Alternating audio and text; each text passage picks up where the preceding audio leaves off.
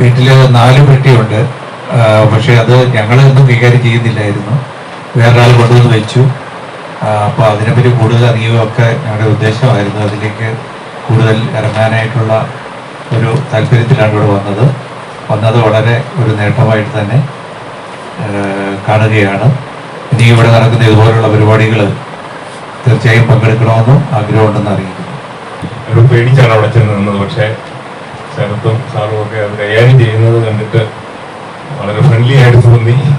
ചൈസിൻ്റെ പലതരത്തിലുള്ള, നമ്മളെ സംബന്ധിച്ചിടത്തോളം എങ്ങനെ നമ്മുടെ ഇതുപോലുള്ളതായ കാര്യങ്ങൾ കൈകാര്യം ചെയ്യണമെന്നുള്ള വലിയൊരു പ്രശ്നമുണ്ട്. ആ സാഹചര്യങ്ങളിലൊക്കെ സാറിനെയോ അല്ലെങ്കിൽ ബന്ധപ്പെട്ട ഈ ചൈസിൻ്റെ ബന്ധപ്പെട്ടവരെയൊക്കെ വിളിച്ചാൽ നമുക്ക് അങ്ങനെയുള്ള അറിവ് ലഭിക്കുന്നു എന്നുള്ളതും വലിയൊരു സന്തോഷകരമായ കാര്യമാണ്.